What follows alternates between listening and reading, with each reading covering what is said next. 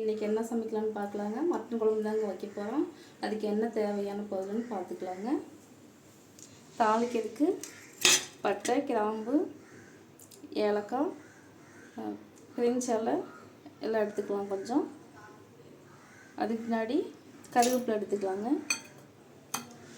வெங்காயங்க, இஞ்சி பூண்டு பேஸ்ட்டு, தக்காளி எடுத்துக்கோங்க.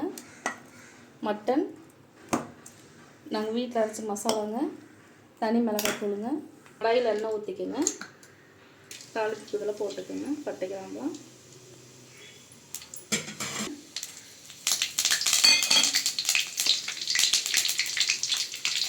அடுத்து வெங்காயம் போட்டுக்கோங்க.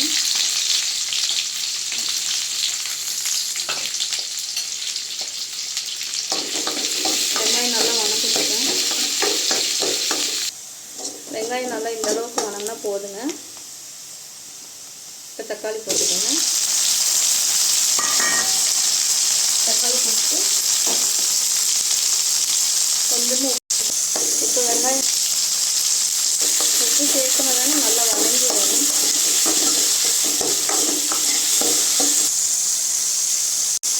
இப்போ தக்காளி இந்த அளவுக்கு வதங்கிடுச்சுங்க.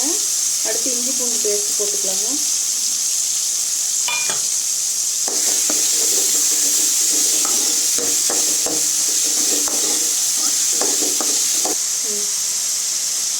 அடுத்து மட்டன் சேர்த்துக்கலாங்க. மட்டன் சேர்த்துட்டு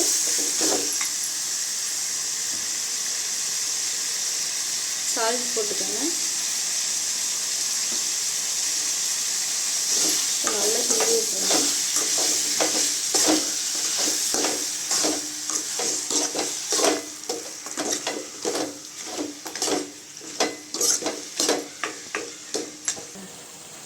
கொஞ்சம் மஞ்சள்தூள் சேர்த்துக்கோங்க.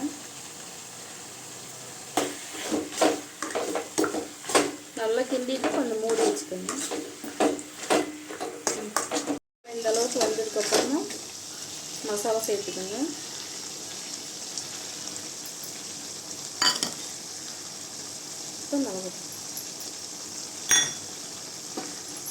நல்லா கிண்டி வச்சுக்கோங்க.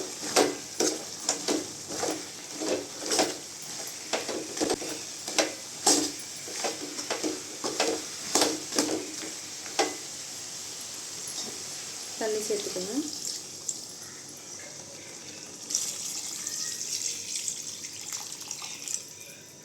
தேவையான அளவு உப்பு போட்டுக்கோங்க.